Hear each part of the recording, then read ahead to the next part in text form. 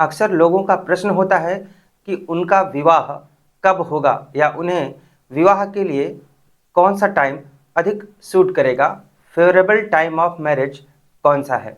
और उनके पास जन्म पत्रिका भी नहीं होती, तो आप अपनी जन्म तिथि के माध्यम से न्यूमरोलॉजी के अनुसार कैसे जान सकते हैं कि आपका फेवरेबल ईयर ऑफ मैरिज अर्थात सुटेबल विवाह का वर्ष कौन सा रहने वाला है। आज के वीडियो का यही टॉपिक है, शुरू से अंत तक वीडियो को अवश्य देखें।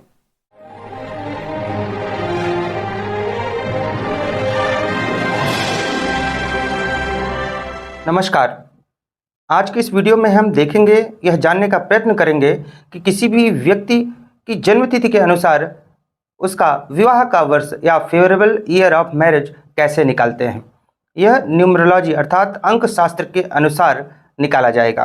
तो यहाँ पर हम इस वीडियो में अपने लक्ष्य को प्राप्त करने के लिए, कहने का तात्पर्य है फेवरेबल ईयर ऑफ मैरिज निकालने के लिए आपको जन्मतिथि पता होनी चाहिए, फिर मूलांक निकालेंगे, विवाह का मूलांक निकालेंगे।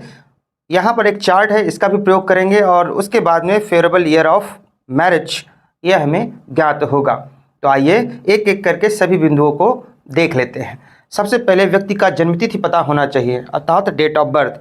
तो मान लिया कि व्यक्ति का जन्म 14/10 सन 2000 को हुआ है। 14/10/2000 यह व्यक्ति का जन्मतिथि है, डेट ऑफ बर्थ है। तो सबसे पहले मूलांक निकालेंगे।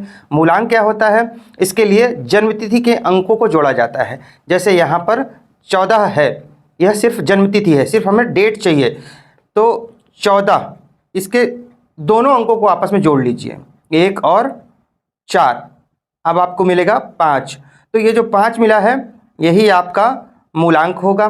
कई बार ऐसी स्थिति आ जाती है कि 2 अंकों का मूलांक मिल जाता है, तब क्या करना है? तब हमको एक सिंगल नंबर में कन्वर्ट करना है। उदाहरण के लिए अगर इसी व्यक्ति का जो डेट ऑफ बर्थ है उसमें जो जन्मतिथि है, डेट है 29 होता, 29 तारीख को जन्म हुआ होता, तो इसका मूलांक क्या हो जाता? 2 और 9, इसको जोड़ने के बाद 11 आता। लेकिन मैंने बताया कि सिंगल नंबर में होना चाहिए, तो इसको फिर से हम जोड़ेंगे 1 और 1, तो क्या हो जाएगा? 2। तो इस तरह से सिंगल नंबर में हमें प्राप्त करना है मूलांक को। तब तक जोड़ते जाना है जब तक एक अकेला नंबर ना मिल जाए। तो यहाँ पर 14/10/2000 में यह जन्मतिथि है और मूलांक ज्ञात करना है, तो हमें सिर्फ उसकी डेट लेनी है 14 तारीख, और 1 और 4 को जोड़ लिया तो 5 आ गया, यही मूलांक हुआ। मूलांक ज्ञात हो गया हमें। अब हमें उस आगे बढ़ने से पहले ये बताना चाहूँगा, मूलांक को ही ड्राइवर भी बोलते हैं, मूलांक को ही बेसिक नंबर भी बोलते हैं। तो चाहे वो ड्राइवर नंबर हो, चाहे बेसिक नंबर हो, चाहे मूलांक हो, सभी एक ही बातें हैं। अब विवाह का मूलांक ज्ञात करना है। तो विवाह का मूलांक का तात्पर्य है यहाँ पर कि हमें यह देखना है, सबसे पहले देखिए विवाह किस वर्ष होगा। इस प्रश्न से पहले यह प्रश्न आता है कि जिस व्यक्ति के लिए आप देख रहे हैं विवाह का वर्ष, उसकी आयु हो गई है या नहीं हो गई है। अब मान लिया 5 साल 10 साल का बालक है, बालिका है, उसके विवाह का ईयर कोई पूछ रहा है, तो ये प्रश्न अभी इनवैलिड ही माना जाएगा। वह 19 साल 20 साल का हो गया है, तब विवाह का वर्ष पूछा जाए अर्थात उसकी विवाह की आयु हो जाए, तब यह प्रश्न वैलिड है। और ऐसा भी ना हो कि किसी की 55 साल उम्र हो गई है फिर वह विवाह का वर्ष पूछ रहा है, तो वहाँ पर भी यह देखने की आवश्यकता नहीं है, क्योंकि ऑलरेडी उस व्यक्ति ने अपना मैक्सिमम टाइम व्यतीत कर लिया है विवाह के बिना। अब जो वर्ष बचे हैं उसमें विवाह करेगा ऐसी संभावना नहीं बनती है। तो देश काल और परिस्थिति का आपको आंकड़ा लगा लेना है। तो विवाह की उम्र होनी चाहिए उस व्यक्ति की, उस जातक की जिसके बारे में प्रश्न किया जा रहा है। अब हम बात करते हैं विवाह का मूलांक कैसे निकालेंगे। तो इसके लिए जिस वर्ष विवाह करने की इच्छा है उस व्यक्ति की, तो उस वर्ष को लिख लेते हैं। मान लिया 2023 में यह व्यक्ति जिसकी डेट ऑफ बर्थ है विवाह करना चाहते हैं, तो 2023 यहाँ पर लिख लेंगे।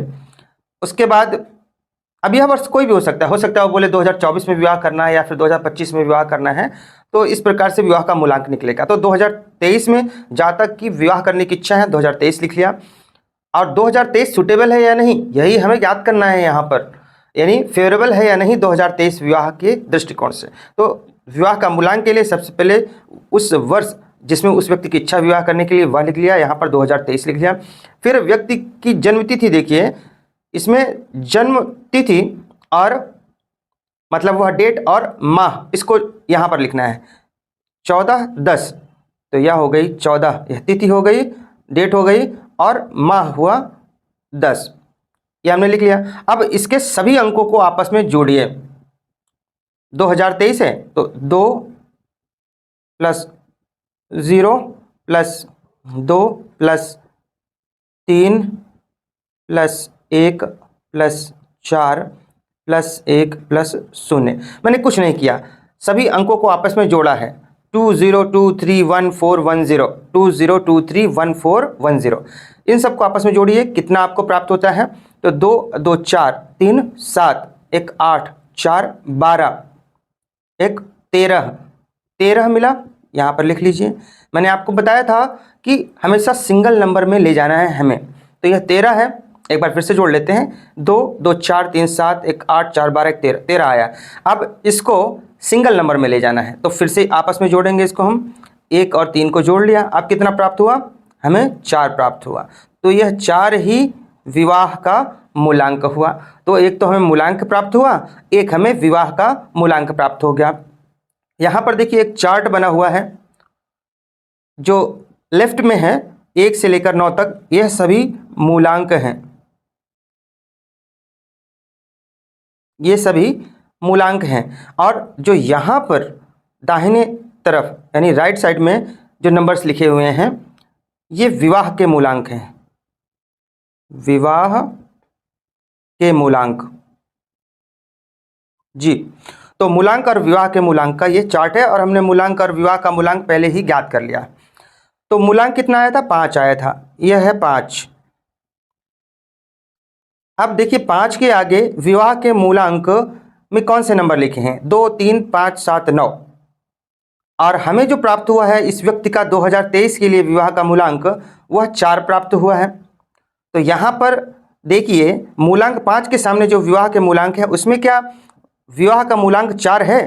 तो यहाँ पर 2 3 5 7 और 9 आ रहा है, अर्थात 4 नहीं आ रहा। तो 2023 इस व्यक्ति के लिए विवाह के लिए फेवरेबल ईयर नहीं है, इसमें संभावना नहीं दिख रही है, इसमें विवाह इसको नहीं करना चाहिए। अब हम बात करते हैं, तो अच्छा 2023 में नहीं हुआ तो क्या 2024 में होगा? वह जहाँ तक वह व्यक्ति यह प्रश्न पूछेगा। ठीक है, 2023 नहीं, क्या 2024 में होगा? तो इसी क्रम में आप, जैसे कि विवाह का मूलांक हमने वह साल लिया था पहले, फिर तिथि ली थी, फिर माह लिया था। अब 2024 कर देंगे यहाँ पर, और तिथि वही रहेगी, माह वही रहेगा। या फिर एक बात और, एक काम और आप कर सकते हैं, 2023 के बाद ही 2024 आता है, तो यानी अगले साल अगर पूछ रहा है तो एक एक जोड़ते जाइए इसमें। तो 2023 के लिए, अगर 2023 के लिए जब विवाह का मूलांक 4 आया है, तो 2024 के लिए विवाह का मूलांक 5 आएगा, 2026 के लिए विवाह का मूलांक 6 आएगा। इस प्रकार से जिस भी वर्ष का वह पूछे, ऐसे भी आप लिख सकते हैं, जान सकते हैं, या फिर पूरा यहाँ से यहाँ तक कैलकुलेशन आप दोबारा कर लीजिए।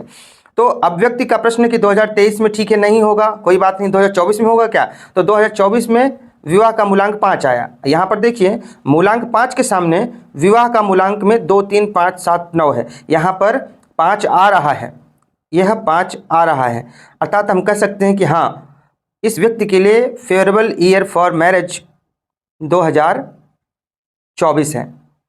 अब 2026 में देखिए, अगर वह व्यक्ति बोलता है, देखिए 2024 के बाद 2025 आता है, ओके, हमने 2026 लिखा, ये 25 है।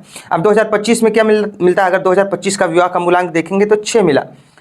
तो 2025 में ये जो 5 का मूलांक है, इसके सामने 2 3 5 7 9 है, यहाँ पर 6 नहीं आ रहा, तो हम बोल सकते हैं कि भाई 2025 आपके लिए सुटेबल नहीं है।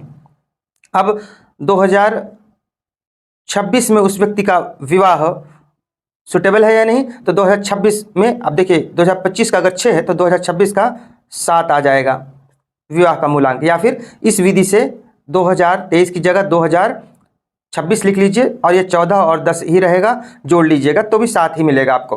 तो 2026 सुटेबल है या नहीं, इसके लिए 2026 में विवाह का मूलांक 7 आया। मूलांक 5 के सामने जो संख्या लिखी हुई है 2, 3, 5, 7, 9, उसमें देखिए 7 है क्या, तो यहाँ पर 7 हमें मिल रहा है। अर्थात हम बोल सकते हैं कि 2026 भी इस व्यक्ति के लिए बढ़िया है, सूट करेगा, फेवरेबल ईयर फॉर मैरिज है। तो 2024 और 2026 यह विवाह के लिए, इस जातक के लिए बढ़िया है, सुटेबल है, इसमें इसको विवाह कर लेना चाहिए और विवाह की संभावना भी बनती है। इस प्रकार से किसी भी व्यक्ति की जन्मतिथि हो, वहाँ आप मूलांक और विवाह का मूलांक निकाल कर यह मूलांक और विवाह के मूलांक वाले चार्ट से टैली करेंगे और फेवरेबल ईयर फॉर मैरिज अर्थात विवाह के लिए सुटेबल जो वर्ष है वह ज्ञात कर सकते हैं। तो कितना आसान रहा और रोचक भी रहा। आज के लिए बस इतना ही। नमस्कार।